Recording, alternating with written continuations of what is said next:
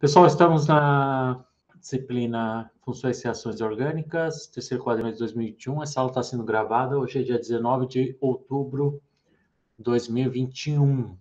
A aula de hoje vai ser uma revisão, muitas coisas serão relembradas aqui na aula de hoje e vai servir como base do que vai ser cobrado para, possivelmente, para a P1.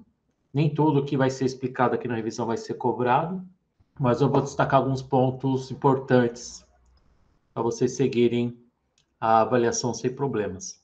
A avaliação será feita na quinta-feira de manhã já será enviada a prova, e vocês terão até domingo para entregar, tá? Tem um exercício rolando também que era para entrega, então para não atrapalhar tanto, o prazo dessa P1 vai ser estendido até domingo. Bem, muitos de vocês talvez fiquem um pouco bravos, porque eu vou retomar esse desenho aqui dos 7 pilares da química orgânica. Com exceção desse pilar aqui, que é a aromaticidade, a gente vai ver isso na segunda parte da disciplina, quando for abordar reações envolvendo compostos aromáticos. Mas isso aqui é uma consequência disso aqui, tá? E então, o que vale a pena nessa disciplina como um todo, pessoal, é vocês carregarem esses conceitos aqui, terem a bagagem em saber o que são esses conceitos para levar à compreensão dos principais tópicos de química orgânica, seja ela FRO, tá, para funções e reações orgânicas, mecanismos de reações orgânicas. Existem algumas disciplinas específicas da química, tópicos avançados. As disciplinas experimentais vão auxiliar bastante. Então, todos esses conceitos que a gente está vendo no decorrer aqui dessa disciplina vão servir muito para as outras disciplinas também. Então, eu vou tentar fazer um mapa mental aqui do que a gente viu para cada conceito e onde ele apareceu no decorrer dos tópicos, a começar pela eletronegatividade. Bem, para todo conceito é sempre bom a gente compreender o significado, né? Tendência do átomo ou do elemento em atrair elétrons. Sabe que a eletronegatividade ela cresce, eu não lembro como desenhar a tabela periódica, mas está mais ou menos assim, né? Ela cresce da esquerda para a direita e de baixo para cima, e aqui tem um flúor como sendo o átomo mais eletronegativo de todos. Depois tem o nitrogênio com cloro, que empata. Mais ou menos essa série aqui de eletronegatividade. Esse conceito é muito, muito importante para praticamente não só para FRO, para TQ, para bioquímica também é muito importante, porque ela permite a gente compreender outros assuntos e ver como a eletronegatividade faz parte de outros assuntos.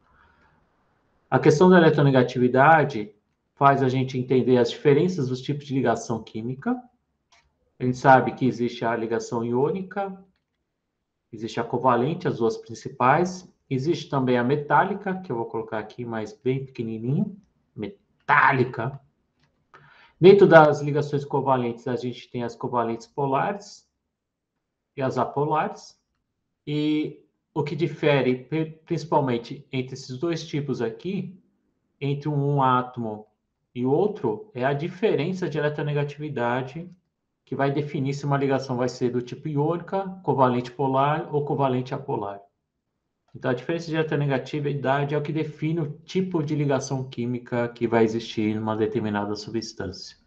A eletronegatividade também aparece lá indo de trás para frente, né? A gente viu recentemente na teoria ácidos e bases, na teoria ácido-base, a importância da eletronegatividade quando a gente distingue diferentes ácidos de elementos do mesmo período. Então, pela última vez, para quem não acompanha as últimas aulas, eu sempre atribuo a diferença de acidez desses elementos que eu escrevi meio que de trás para frente, né? Mas são flúor, oxigênio, nitrogênio, carbono. Flúor, oxigênio, nitrogênio, carbono. Se a gente pensar em termos de base conjugada, A gente tem fluoreto, a gente tem OH-, a gente tem NH2-, e a gente tem o H3C-, né? E a gente sabe que como o flúor é mais eletronegativo, isso aqui vai ficar mais estável. Então a gente tem uma tendência crescente de estabilidade, consequentemente tem uma tendência de acidez crescente nesse lado, em função da eletronegatividade. Se eu estiver muito rápido, pessoal, vocês me avisam, tá? Então, a eletronegatividade também aparece em termos de ácido, na teoria ácido-base, para diferenciar ácidos do mesmo período, ok? Então, isso só serve quando a gente compara elementos no mesmo período. Elementos do mesmo grupo, o que vai prevalecer é o tamanho, né? Só fazer um adendo aqui para a ligação covalente polar. Ligação covalente polar, a gente vai precisar usar bastante na próxima parte, é o próximo, é o próximo pilar aqui, né? Então, a ligação covalente polar, a gente precisa entender o conceito de eletronegatividade para a gente entender o que é uma ligação covalente polar. Ligação covalente polar, vamos colocar aqui uma ligação covalente representado pela essa seta, onde A e B são elementos de eletronegatividades diferentes, né? Então, a ligação covalente representada pela esse traço, e esse traço representa o par de elétrons compartilhados entre A e B. E dependendo da eletronegatividade, diferença de eletronegatividade entre A e B, geralmente a gente coloca o mais eletronegativo do lado direito, né? Se B for mais eletronegativo, a gente coloca esse símbolo delta, né? O delta minúsculo significa, principalmente quando a gente lida com ligações covalentes, polares, significa densidade de carga.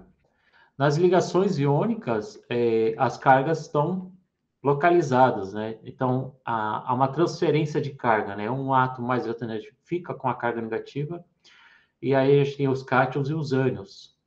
Na ligação covalente polar, essa carga, esse par de elétrons não fica só no átomo ou no outro, né? Existe uma região, uma densidade de carga pelo fato do átomo ser mais eletronegativo, então a gente chama de densidade de carga, para não dizer que são íons, né? Então, se B for mais eletronegativo, a gente tem uma densidade de carga negativa. Se A for menos eletronegativo, densidade de carga positiva. Outra representação de uma ligação covalente polar é através de um vetorzinho que a gente usa para representar o momento de dipolo, né? E para uma ligação covalente dipolar, geralmente isso aqui é diferente de zero, né? Então a gente tem sempre o vetor aqui do dipolo apontado pelo lado mais negativo, onde tem um átomo mais eletronegativo. Isso aqui vai ser importante, principalmente quando a gente for falar no segundo bloco da disciplina, quando for lidar com reações, né? As reações vão envolver muito reações do tipo nucleófilo. Um dos tipos de reações vai envolver nucleófilos e eletrófilos, ou bases e ácidos, tá? Por exemplo, H+, ok? Esse tipo de reatividade entre cargas opostas se atraindo, também, a gente batendo o olho aqui, por exemplo, se a gente pensar num tipo de reação nucleófilo-eletrófilo, que lembra muito teoria de ácido-base de Lewis, se você tem uma espécie carregada negativamente, ele vai atacar sempre a parte mais positiva, né, da sua molécula. Então, considerando ainda essa substância hipotética AB, onde A tem uma densidade de carga positiva, ele vai ser mais propenso para ser reagido com uma espécie de uma carga negativa, né? E a gente vai ver muito quebras de ligações. Então, se a gente quebrar a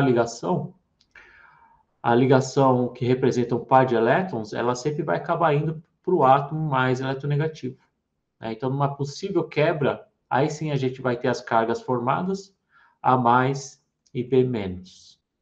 Lembrando que ligação covalente polar, ela não está atrelado única e exclusivamente quando a gente considera a polaridade de molécula, né? Então, polaridade da molécula, ela depende, óbvio, das ligações presentes nessa molécula, mas também ela depende de outro fator, que é a geometria.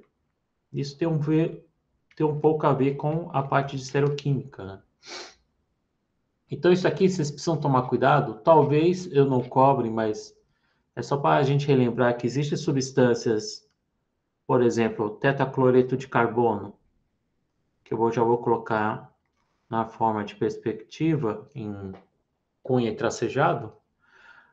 Eu tenho aqui no tetacloreto de carbono, todas as ligações aqui são covalentes polares, né? Aqui, para cá e para cá. Ou seja, eu tenho um dipolos aqui nessas 4 ligações. Só que como a geometria aqui é tetraédrica e todas as ligações são de mesma magnitude, a resultante, a soma vetorial que vai informar se a molécula vai ser polar ou não, vai dar 0, né? Elas se cancelam, todos esses vetorzinhos aqui, fazendo um cálculo de geometria vetorial. Então, um cálculo vetorial somando esses vetores aqui. Então, quando você tem um resultante igual a 0, significa que eu tenho uma molécula apolar. Ou seja, tem muitas moléculas que possuirão ligações covalentes polares, mas a polaridade da molécula como um todo, ela pode ser polar ou apolar, dependendo da geometria, né? Ok? E do tipo de ligação. É óbvio que existem vários outros exemplos, outro exemplo também de moléculas com ligações covalentes polares, mas com a polaridade da molécula igual a 0, né? Essa daqui, CO2. Então, também tem um outro caso aqui, onde uma molécula também é apolar. Qual que é a consequência disso, de estudar a polaridade da molécula, se a molécula vai ser polar ou apolar? Ela não vai dar muita informação a respeito de, principalmente se essas moléculas forem usadas como solvente, né? Diz respeito à solubilidade.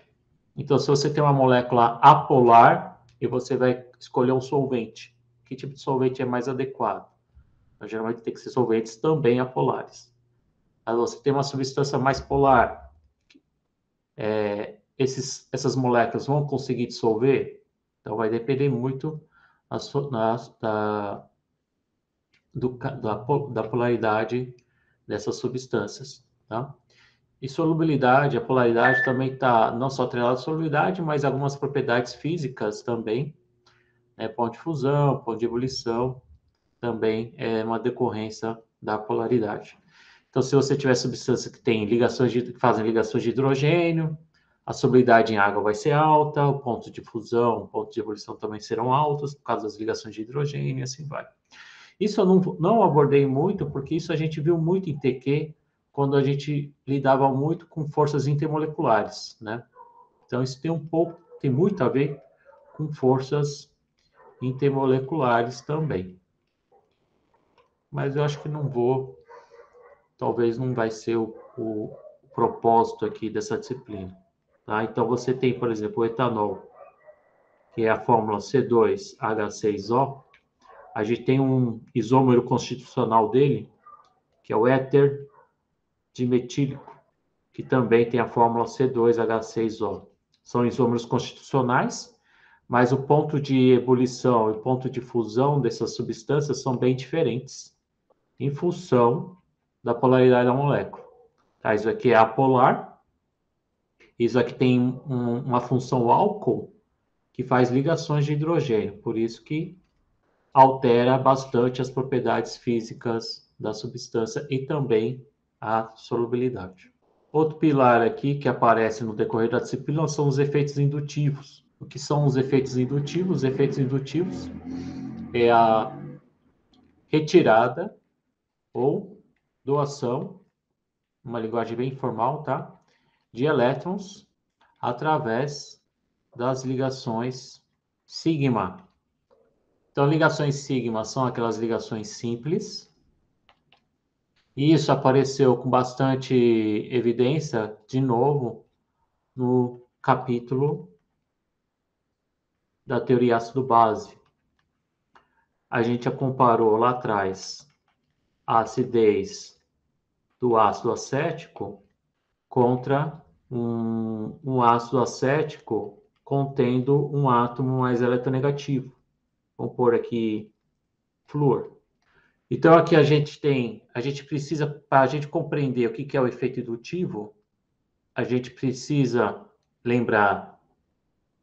localizar uma ligação covalente polar, e da ligação covalente polar a gente precisa entender a eletronegatividade de novo. Então, isso aqui, o efeito indutivo é uma decorrência da existência do efeito de uma ligação covalente polar e também da eletronegatividade. Aqui eu tenho o ácido acético, ele tem um pK em torno de 4,7. E aqui eu tenho um ácido chamado trifluoracético, bastante usado em laboratório. O pK disso aqui já é bem menor do que 4,7. Tá? O que significa ter um pK menor, lembrando a teoria ácido-base, pK baixo significa ácido forte. E pK alto, ácido fraco.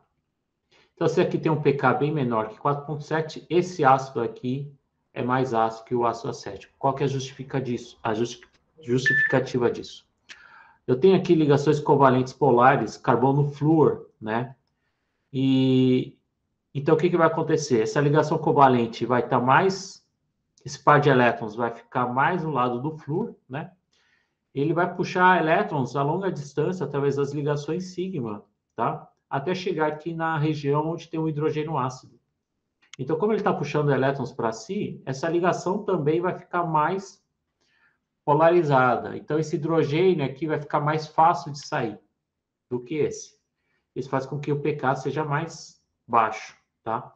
Então, esse ácido é mais ácido por conta daquele fator que a gente sempre viu nas aulas de acidez e basicidade, que é a questão da estabilidade da base conjugada, né? Então, a base conjugada desse ácido é mais estável do que o outro por conta... Então, se a gente pensar na base conjugada, esse par de elétrons vai ser atraído, ou seja, vai ser retirado, vai ser deslocalizado. Eu vou puxar esses elétrons aqui da base conjugada, isso vai garantir uma deslocalização, consequentemente, uma estabilização dessa base conjugada melhor do que aqui. Né? Então, essa carga negativa vai ser sentida por esses átomos mais eletronegativos. Isso se chama efeito indutivo. Existe o efeito contrário? Existe o efeito contrário. Existe o efeito de doação de elétrons. A gente vai ver esse efeito de doação de elétrons quando a gente for falar de estabilidade também. Se a gente tem estabilidade de base conjugada, existe o outro lado também, que é a estabilidade de coisas positivas. Nesse caso, é o carbocátion. O carbocátion é um carbono com par de elétrons a menos, tá? Ele está com um carbono positivo. Geralmente ele está com 3 ligações, né?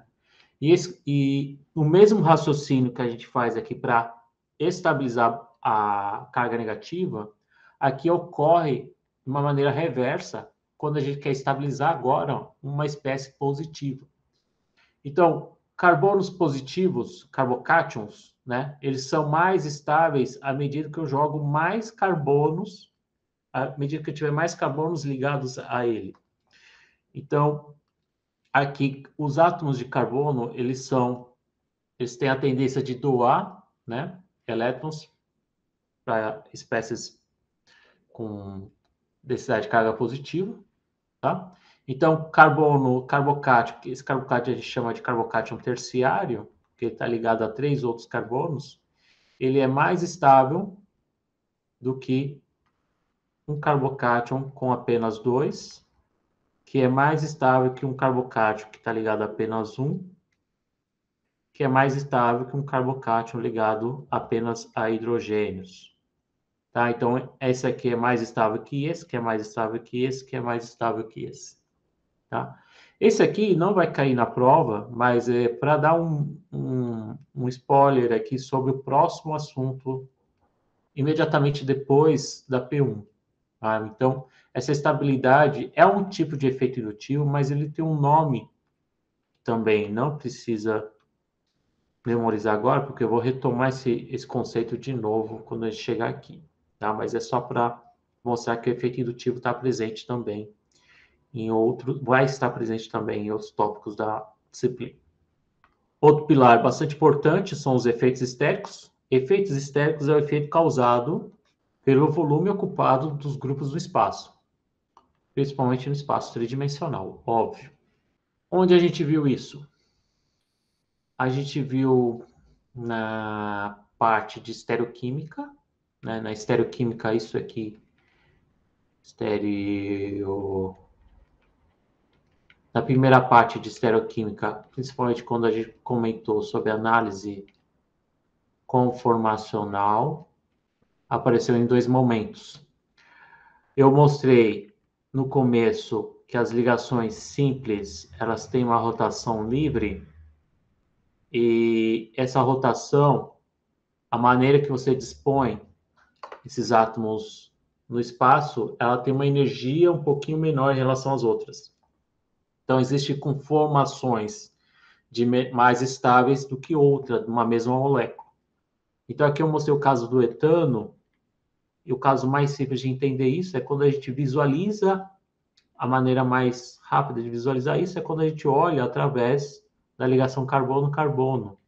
E a gente faz isso numa forma que a gente chama de projeção de Newman. Essa projeção de Newman, a gente considera o primeiro carbono da frente e o segundo carbono de trás. O primeiro carbono da frente é esse aqui, e a gente coloca os hidrogênios aqui. Essa bolota maior é para distinguir o carbono da frente com o carbono de trás, e a gente coloca as outras ligações do carbono de trás. Então, eu tenho uma conformação aqui que a gente chama de alternada, e também quando a gente gira esse ângulo diedro, né? Quando a gente varia aqui esse ângulo diedro de 60 graus, a gente tem a conformação eclipsada quando esses hidrogênios estão alinhados com os hidrogênios de trás, do carbono de trás. A gente chama isso então de conformação eclipsada. O que isso tem a ver com efeito estérico? Então, o volume ocupado aqui dos dois hidrogênios, ele tem uma energia um pouco mais alta em relação à energia dessa conformação. Por quê? Porque eu tenho um pequeno efeito estérico aqui, esses hidrogênios estão mais próximos agora, né, do que se eu tivesse nessa disposição aqui, certo? Então, tem um pouco a ver com efeito estérico. Efeito estérico vai aparecer bastante em reações também. E outra ainda nessa parte de análise conformacional, existe o efeito estérico causado não só em etano, propano, butano. Na verdade, essa parte de análise conformacional apareceu bastante. E também, continuando ainda nesse assunto, a gente tem o lance do ciclo hexano, que é o caso que a gente pegou mais para avaliar não só a forma de desenhar, mas a influência de grupos volumosos, né? Como que a conformação do ciclo hexano se comporta quando eu tenho o efeito estérico. Então, o ciclo hexano foi um caso à parte e eu explorei bastante ele e muito propenso disso ser cobrado em prova, tá, pessoal?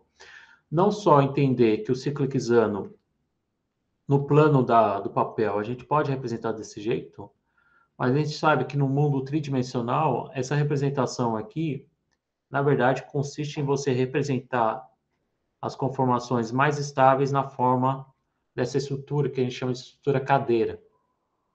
E existem cada livro, cada... Professor, Oi.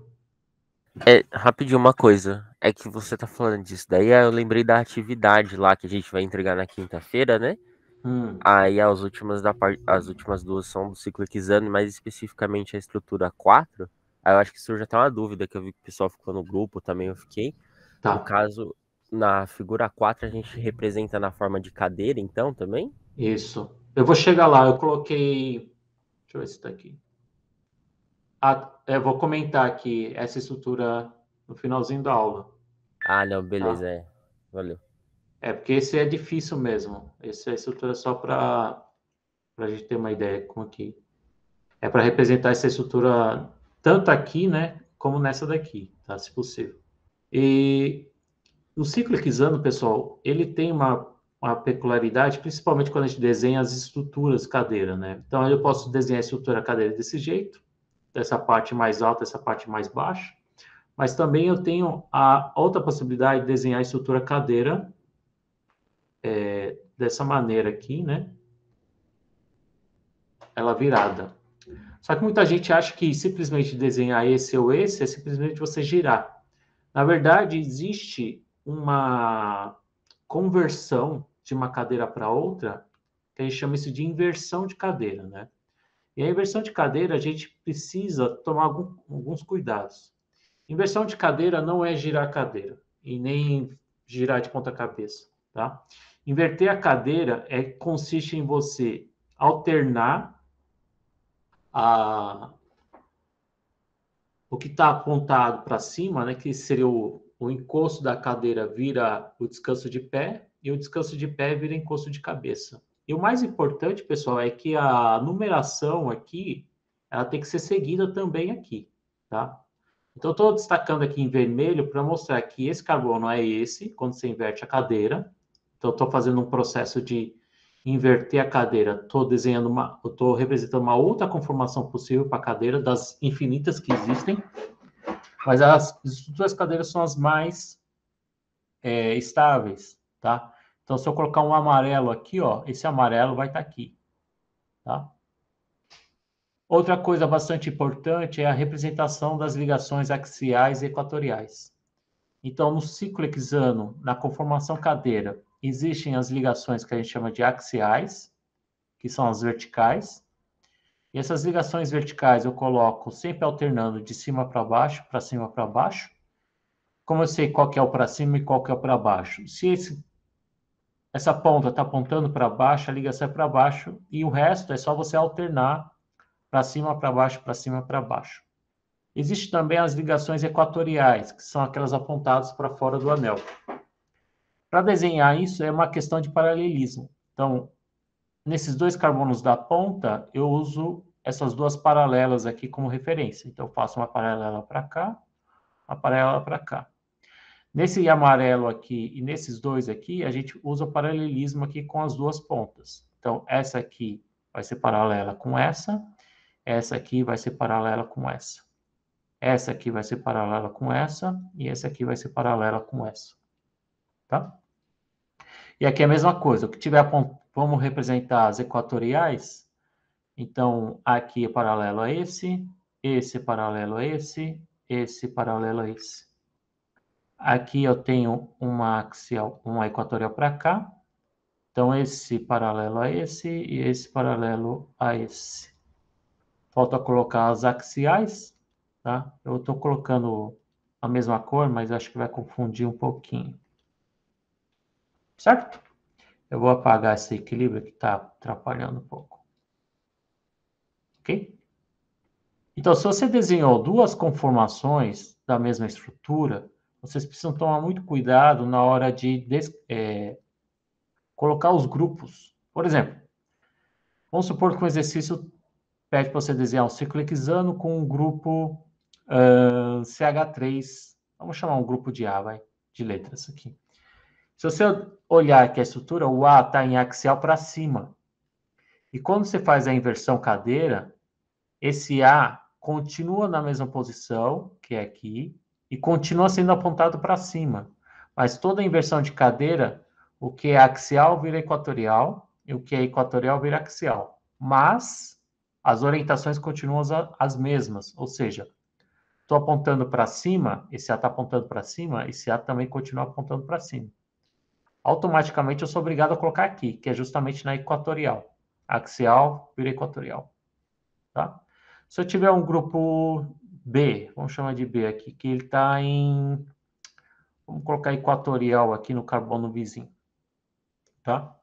Na outra conformação cadeira dele, o que está em equatorial vira axial, certo?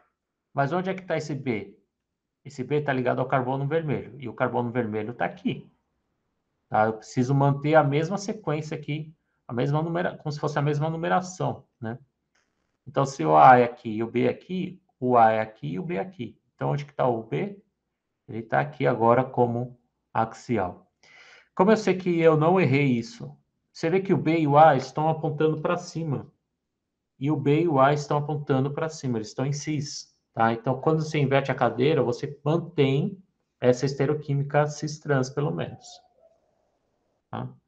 Vamos fazer mais um aqui para vocês perceberem a orientação, esse lance de inversão cadeira. Vou usar outra cor. Professor, Oi, essas duas Gabriel. configurações de cadeira, elas têm diferença de estabilidade ou é a mesma coisa? Tem diferença de estabilidade. Boa pergunta. Quando você tem esse, eu chamei de A e B, que são grupos genéricos, mas por isso que a gente está aqui, né, no tópico de efeito estérico, tá? Tem diferença sim. Então, se A e B forem o mesmo grupo, por exemplo, forem iguais, por exemplo, metano, metano, não vai ter diferença, tá? Que são grupos iguais, aqui está em axial, mas esse aqui está em axial. Então, se for a mesma estrutura, o mesmo grupo, for a mesma coisa, por exemplo, CH3, CH3, não vai ter tanta diferença. Mas a partir do momento que eu tenho um grupo mais volumoso em axial e um menos volumoso equatorial, essa conformação vai ser menos estável do que eu tiver um grupo mais volumoso em equatorial. Então, o efeito estérico, tudo isso para falar de efeito estérico em ciclo hexano. Então, se você tiver um grupo equatorial, um grupo volumoso em axial, ele sempre vai ser menos favorecido, porque eu vou ter um impedimento estérico aqui com esses outros grupos, que pode ser desde hidrogênios, tá? Do que ele estiver apontando para fora do anel, que é na posição equatorial. Tudo bem, Gabriel? Então, o primeiro seria o mais estável. Esse aqui vai ser mais estável, se o A for bastante volumoso. Ah, tá bom. Tá? Tá Vou bom, desenhar obrigada. aqui de novo. Vou desenhar com metano, que é o jeito mais simples, né? Então, eu estou desenhando aqui com metano CH3. Eu estou desenhando um pouquinho fora de escala, mas para vocês visualizarem um pouquinho melhor. Esse CH3, ele está em axial. Tá? Tá na vertical aqui, ó. E ele tem esse impedimento estérico aqui com esses dois hidrogênios em axial também. Tá? Mas se você inverter a cadeira, o que, que vai ter aqui? A gente vai ter o que é axial vira equatorial, e ele está apontado para cima, continua apontado para cima. Só que agora esse CH3 está apontando meio que para fora do anel. Né? Então esse aqui vai ser menos estável, e esse vai ser mais estável. Ok? Era isso onde eu queria chegar com esse lance do ciclo hexano em efeitos estéricos. Depois falamos de ressonância. Ressonância foi comentado logo no começo da disciplina para ajudar a entender um pouco melhor, né, essa estabilização através das ligações π, né, que seria uma espécie de você atrair. Aqui a gente pode interpretar também como retirada, desculpa a minha letra, doação de elétrons através das ligações π. Tá? Enquanto que efeito indutivo através das ligações sigma, essa doação ou retirar elétrons ou doar elétrons através das ligações sigma é efeito indutivo, e retirar e doar elétrons através das ligações π, né, que são as duplas, se chama ressonância. E aí, se vocês lembrarem lá daquele exercício, eu coloquei várias formas de representar a ressonância, principalmente para esses dois, né? Só lembrar um pouco dos lances das setas, né? Então, ressonância é que a gente enxerga, bate o olho e compreende que a gente está lidando com estruturas com de ressonância, com esse símbolo aqui, né? Então, se você tem A B com esse símbolo significa que A e B são estruturas contribuintes de ressonância, ok? Elas não existem, são formas de a gente verificar que a carga está sendo deslocalizada, o par de elétrons pi está sendo deslocalizado, tá? O que existe é o híbrido, certo? Não confunde essa seta, essa dupla seta com setas de equilíbrio. Oh, meu Deus. Isso aqui é equilíbrio, ou seja, as estruturas A e B existem, coexistem, certo? Isso aqui é usada para equilíbrio. Essa seta aqui é para dizer que é uma reação direta, ou seja, toda reação tem um equilíbrio, mas essa reação é tão deslocada para a direita que a gente quase não tem uma reação direta, uma reação muito termodinamicamente favorável para a formação de B, né?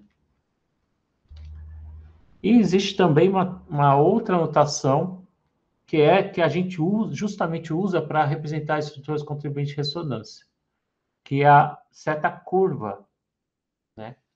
A seta curva é uma seta que vai aparecer muito a partir de agora, na segunda parte da disciplina e nas próximas disciplinas. Seta curva sempre vai representar o movimento dos elétrons. Então, seja um par de elétrons, uma ligação, né, uma ligação covalente, seja ela π ou sigma, também dá para mover, tá? Sempre vai implicar na movimentação de elétrons, tá? Ou indo na direção de um átomo mais eletronegativo, ou de uma espécie mais pobre em elétrons, tá? Então, geralmente, a seta curva sempre parte de uma espécie mais rica para uma espécie mais pobre. Ou envolve a quebra de uma ligação para ir para um átomo mais eletronegativo. Tá? Então, basicamente, sempre vai partir uma espécie que tem elétrons. Tá? Então, aqui eu tenho um carbono com um par de elétrons sobrando, que não fez ligação, que é uma carga negativa, e ele vai ser usado para formar uma dupla. Esse carbono vai ficar com 5 ligações, mas porque tem um hidrogênio aqui escondido, então eu preciso quebrar a ligação para manter, para obedecer a regra do octeto. E aqui eu tenho agora a carga negativa. Muita gente confunde isso quando a gente lida com estruturas de ressonância com cargas positivas, tá? A gente não mexe, né, nisso aqui, a gente sempre vai mexer pares de elétrons, pessoal. Então, a gente quebra agora, quem está movendo agora é o par de elétrons π para formar a dupla. Fiquei com um par de elétrons a menos aqui, então eu fiquei com uma carga positiva no outro carbono.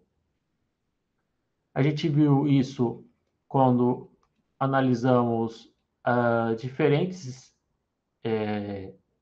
intermediários, né? Diferentes substâncias, por exemplo, o O-, existe a possibilidade de ter ressonância através do anel aromático. Então, eu posso ter várias estruturas de ressonância aqui, tá? Tanto na forma de cargas negativas como cargas positivas. Isso aqui é o cátion benzílico, tá? Que agora a gente não mexe a carga, a gente mexe a dupla, sempre movendo pares de elétrons, tá? E aí eu vou ter várias estruturas contribuintes de ressonância. Ressonância, onde mais apareceu? De novo, no conceito, na teoria ácido-base.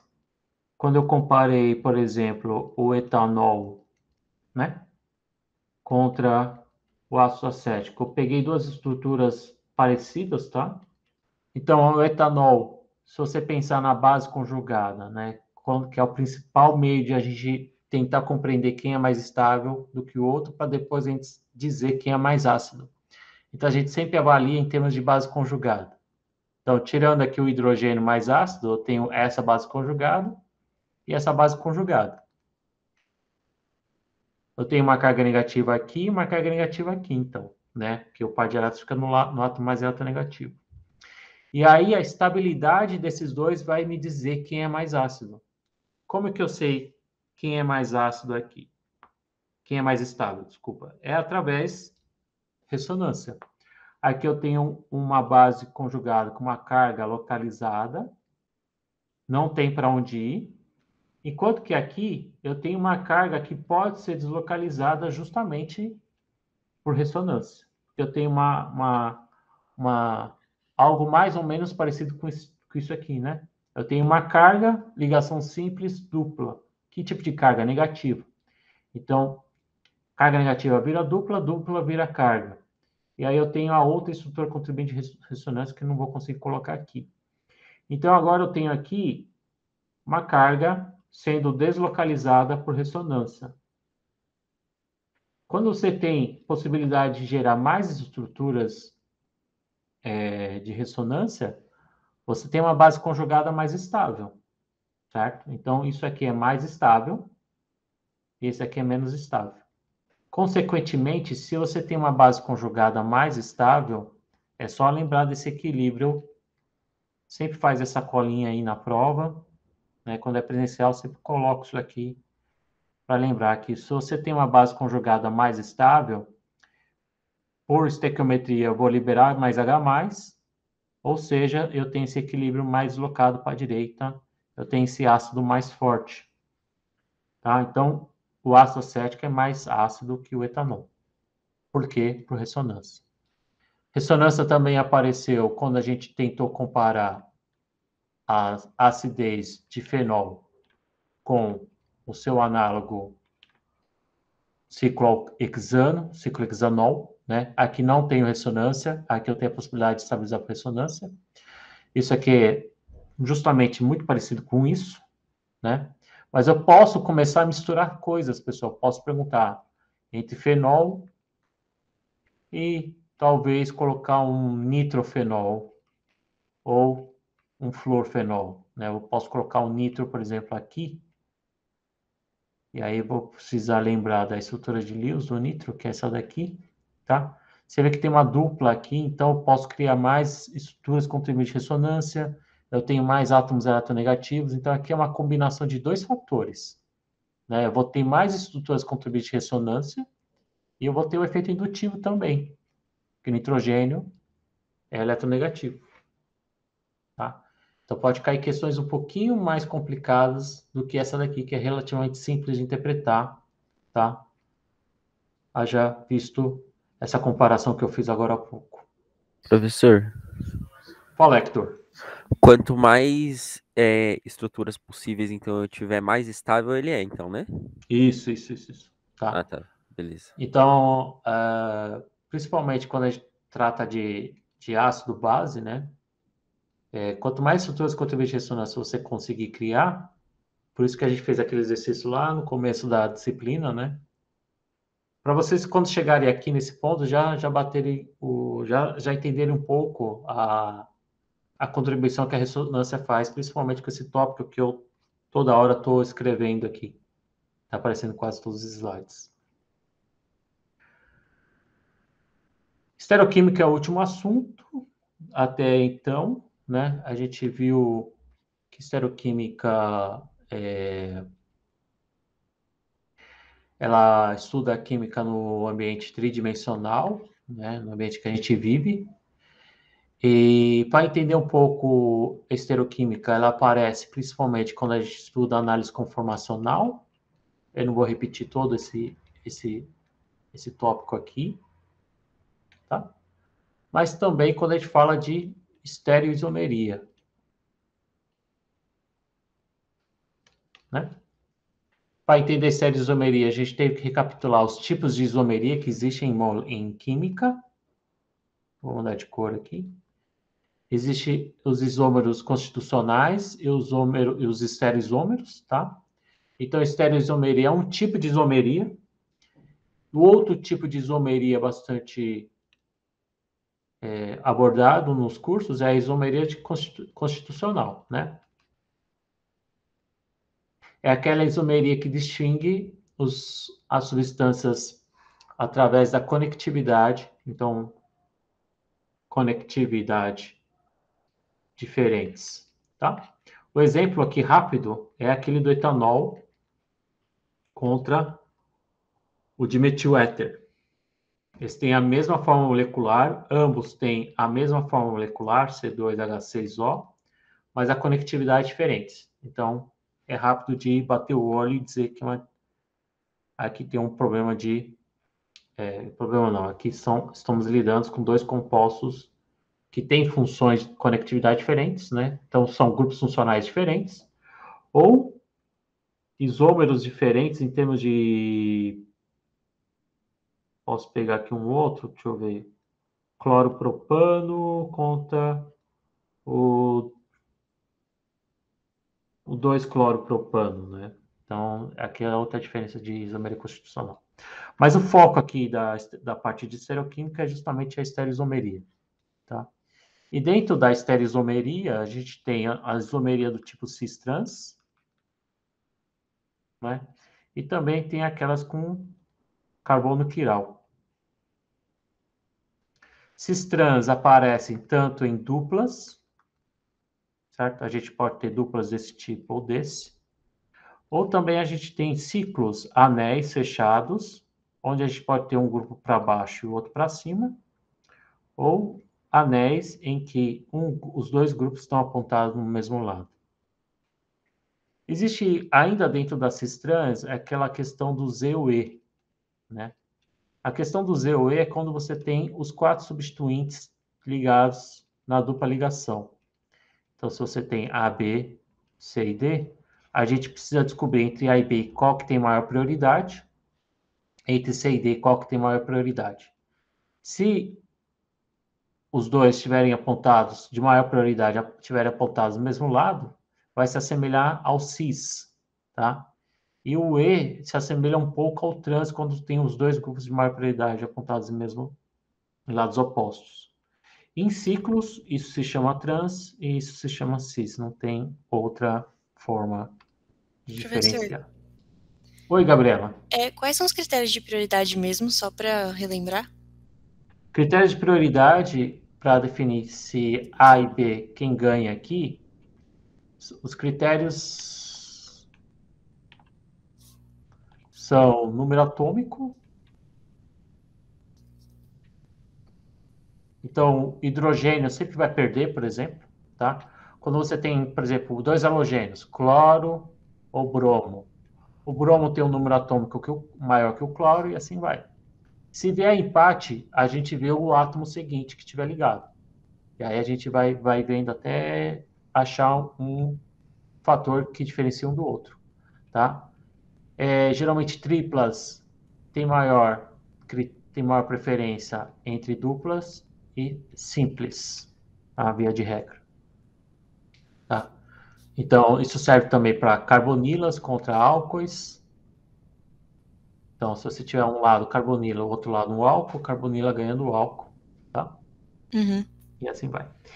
Esses critérios também aparecem aqui quando a gente analisa outro tipo de estereoisomeria, que é a estereoisomeria levando em consideração o carbono quiral, né?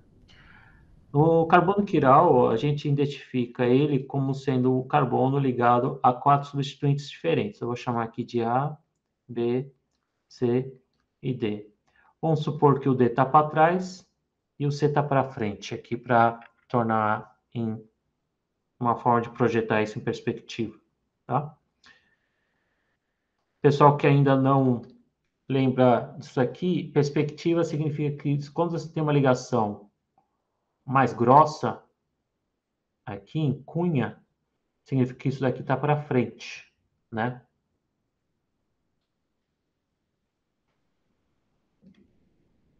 Tá? Quando você tem um tracejado, significa que isso aqui está para trás. Tudo bem? Então, o D está para trás do plano e o C está saindo do plano.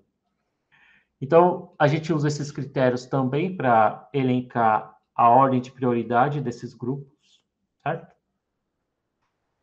Óbvio que para você ter um carbono quiral, você precisa ter esses 4 grupos diferentes, por isso que eu estou usando as letras. Então, vamos supor que segue aqui mais ou menos esse critério. Se o grupo de menor prioridade estiver apontando para trás, você simplesmente observa imagina um círculo compreendendo, partindo do 1, 2, 3, né?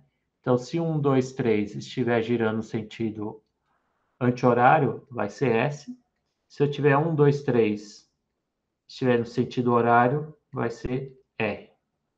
Ah, professor, o grupo de menor prioridade está para frente. Então, você tem que reverter isso aqui, inverter, descobrir a orientação normal e inverter para virar R, tá? Ah, professor, o grupo de menor prioridade está no plano do papel. Isso é muito comum. Se o grupo de menor prioridade estiver no plano do papel, você tem que jogar ele para trás de alguma forma, tá? Para não atrapalhar muito. Então, vamos supor que o grupo de menor prioridade é o A ou o B. Vamos escolher aqui. Vamos pôr o B como menor prioridade. Como que a gente faz isso? Nesses casos, a gente criou, quer dizer, os químicos, principalmente quando a gente só tinha o papel, não tinha computador, né? A gente fazia projeções, redesenhava eles de outra forma. Então, você pode redesenhar essa estrutura para deixar o B para trás, né? Ou transformar isso numa projeção. E a projeção mais usada quando você tem esse tipo de situação é fazer a projeção de Fischer. Eu não sei se é SH, tá? SCH, mas é essa aqui. Então, você faz uma cruz, onde a horizontal é como se fossem os dois grupos voltados para fora, e a vertical, os dois grupos voltados para trás. Então, se você imaginar um tetraedro, aí você vai ter grupos voltados para frente. Se a gente fazer uma cruz, imaginar uma cruz no tetraedro, a gente sempre vai ter dois voltados para frente e dois voltados para trás, né? Redesenhando isso aqui, é como... Qual que é a minha proposta aqui? É observar por aqui, ó. Pegar C e D e usar isso aqui como horizontal e o A e B como vertical, tá? Então, se eu olhar aqui mais ou menos nessa perspectiva, eu vou ter o C e o D aqui e o A e o B aqui, tá? E aí eu vou ter o B como menor prioridade. E aí você faz a regra normal, vê quem é o de maior prioridade, você vai descobrir, tá? Ok? Projeção de Fischer. Tem muita coisa ainda de estereoquímica, deixa eu ver se eu tenho mais espaço. Não tenho mais espaço. Eu vou ter que apagar. Pessoal, vai estar gravada essa aula no YouTube, então eu acabei apagando, tá? Ainda em termos de carbonos quirais, a gente tem, então, o lance da atribuir a configuração absoluta, certo? Mas também a gente tem o lance quando a gente tem mais de um centro quiral, mais de um carbono quiral. Isso é bastante complicado para quem não teve contato. Quando você tem mais de um carbono quiral, você tem a fórmula 2 elevado a n, que vai dizer o número de isômeros possíveis, estereoisômeros possíveis, tá? Por exemplo, se você tiver 2 carbonos quirais, eu vou ter 4 estereoisômeros possíveis, né? Apesar de que, então, você pode ter, é só permutar. Então, você vai ter o RR, vai ter o SS, vai ter o RS e vai ter o SR, certo? Mas não necessariamente você vai ter 4 estereoisômeros. Pode ser que, se você tiver, principalmente no caso de n igual a 2, existe a possibilidade de você só ter 3, tá? E aí a possibilidade de eu ter o composto meso. O que é o composto meso? O composto meso é aquele que não tem quiralidade, ou seja, é uma molécula aquiral. Como que eu sei que ele vai ser aquiral? É só você procurar por um plano de simetria, tá? E esse composto meso é um composto que contém carbonos quirais, ele tem 2 carbonos quirais, mas isso lembra muito o que a gente falou de polaridade, né? Fazendo a mesma analogia. A molécula pode ter carbonos quirais, mas a molécula como um todo, ela pode ser aquiral, tá? Isso acontece muito quando os carbonos quirais, eles são bem parecidos. Então, a gente usou um exemplo da aula com, acho que foi bromo, CH3, CH3HHBr, por exemplo, isso aqui, né? Você enxerga um plano de simetria nessa projeção de Fischer, essa metade é igual a essa, isso aqui tem um composto meso, tá? A partir do momento que você tem esse lado aqui, é muito simétrico, né? Esse lado parecido com esse lado, é bem provável que você vai ter esse tipo de situação. Quando que o composto não é meso? Quando você tem um bromo de um lado, bromo do outro, HH.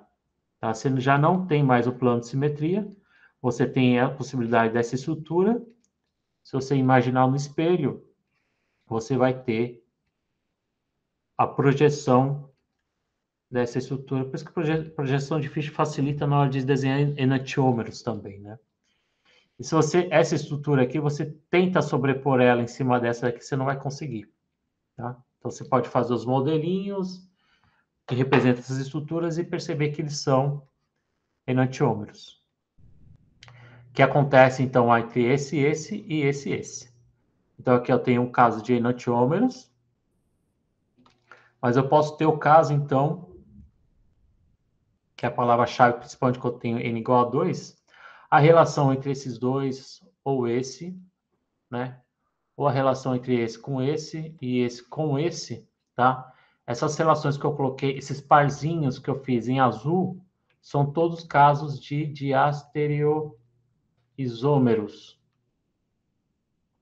Diastereoisômeros, eles são estereoisômeros, continuam sendo estereoisômeros, tá? Ou seja, tem a mesma conectividade, mas não possuem a relação objeto-imagem, tá? A relação entre objeto e imagem é quando você inverte os dois centros, RR e SS. RS e SE, né? Isso aqui tem uma relação de enantiomeria, tá? Agora, a relação entre SS, RS, SS, SR, quando você tem uma diferença de apenas um dos centros, você tem o caso de diastereoisômeros, tá? A gente vai ver isso no exercício, tá? Não nesse e no outro, tá? Então, para vocês que estão assistindo, eu vou dar uma de bandeja aqui a resolução do exercício para entregar.